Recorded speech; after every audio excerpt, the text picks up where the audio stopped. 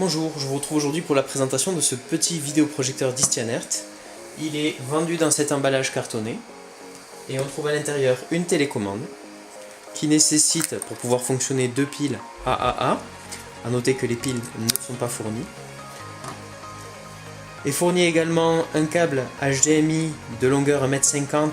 On est sur de l'HDMI en version 1.4. A noter qu'il s'agit d'un câble plat, ça c'est original.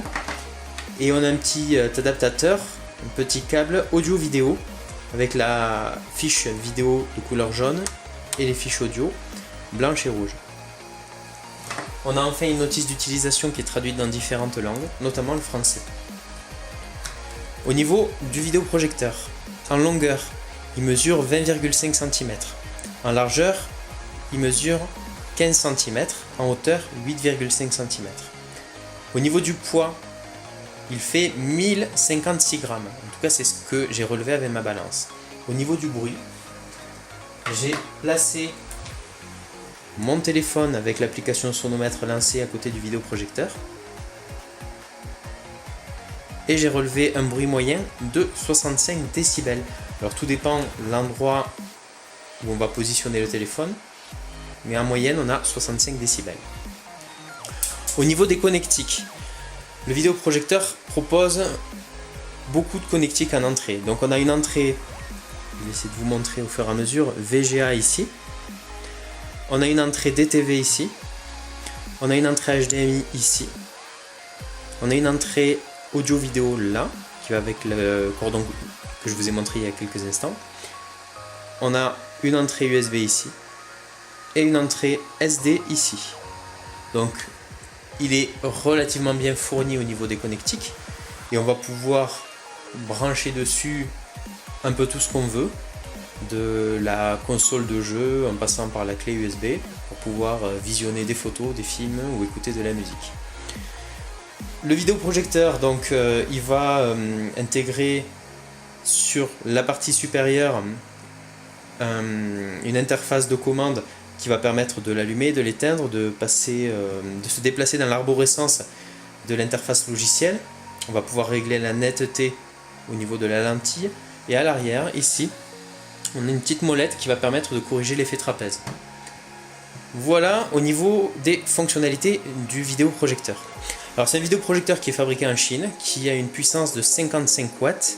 Maintenant je vais rentrer un petit peu dans la technique du produit parce que c'est aussi ça qui est intéressant.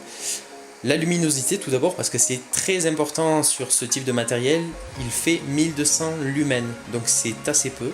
Et en fait c'est un vidéoprojecteur qui va être performant quand on va regarder un film dans l'obscurité, mais en plein jour c'est un petit peu plus compliqué, il va falloir tirer les rideaux pour avoir un affichage correct. Au niveau de la résolution native, on est sur du 800 par 480 pixels, donc c'est pas du tout du Full HD. Par contre, il supporte la résolution Full HD par upscaling. Voilà, donc ce n'est pas du natif. Au niveau de la durée de vie, étant donné qu'on utilise la technologie LED, on a une durée de vie estimée à 30 000 heures.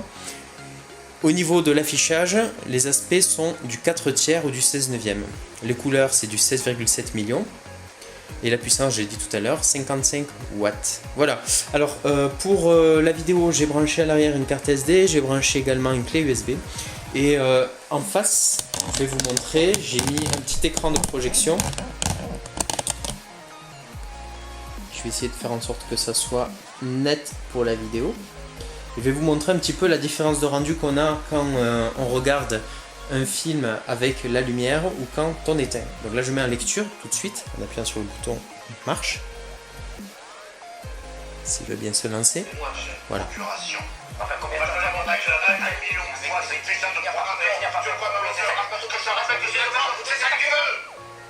Et je vais éteindre la lumière.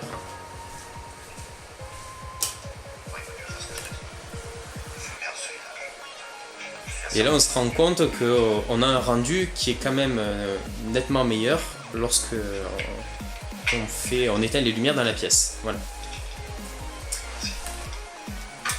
Et on a la même chose qui se produit que l'on visionne des images ou que l'on regarde un film. Donc il est possible de regarder un film avec l'ampoule allumée dans le salon, mais on n'aura pas un rendu très bon. D'autant que si on va dans l'interface logicielle, alors l'interface logicielle, je vais vous montrer un peu comment elle se présente. Quand on y va, elle n'est pas en anglais par défaut, on peut la traduire en français. Donc on a un premier menu qui va permettre de régler l'image, donc le ratio, la couleur, etc., température de couleur. Un deuxième menu pour régler le son.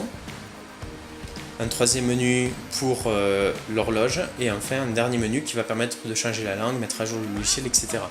Donc quand on veut modifier au niveau des couleurs le rendu, eh bien on va dans le mode image, on passe dans le mode utilisateur et là on va pouvoir modifier le contraste, la luminosité, la couleur, la netteté. Et le problème c'est que dès qu'on va vouloir augmenter la luminosité, eh bien les couleurs après on va pas avoir un rendu très réaliste. Par exemple là si je monte à 70 alors que par défaut c'était à 50, je sors de l'interface, je mets en lecture le film.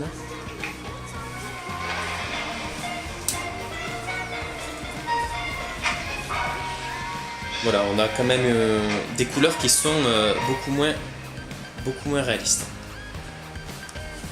Voilà, alors ça c'est pour une petite présentation de ce qu'on peut obtenir avec ce vidéoprojecteur. Après, il a quand même des points forts, hein. Si je fais un petit tour sur les points positifs, points négatifs du produit, moi je trouve que l'affichage il est net. J'ai obtenu en quelques secondes un affichage globalement clair. Donc ça c'est appréciable de ne pas avoir à tripoter pendant 2 heures le bouton de netteté, la molette de netteté, etc. Après c'est un petit vidéoprojecteur qui est compact. Moi j'apprécie que le câble HDMI soit fourni soit plat et que l'interface logicielle soit traduite en français. Alors ok, c'est en français mais il y a quelques petites erreurs de traduction. Après, j'apprécie la faible consommation. Je rappelle que la lampe repose sur la technologie LED. Et la télécommande, je la trouve plutôt chouette parce qu'elle est dotée de vrais boutons. C'est pas une interface semi-tactile.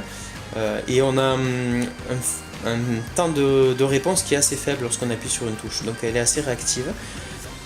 Par contre, défaut, c'est qu'elle n'est pas rétroéclairée. Donc ça, j'aurais bien aimé avoir une télécommande rétroéclairée parce que comme c'est un vidéoprojecteur qui est plutôt performant dans le noir, et bien forcément dans le noir on a besoin d'y voir sur la télécommande et là, on n'y voit pas.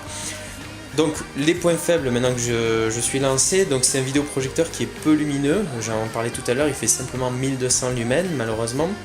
On n'a pas de Full HD en natif, donc c'est le procédé de upscaling qui va être utilisé pour pouvoir afficher en Full HD.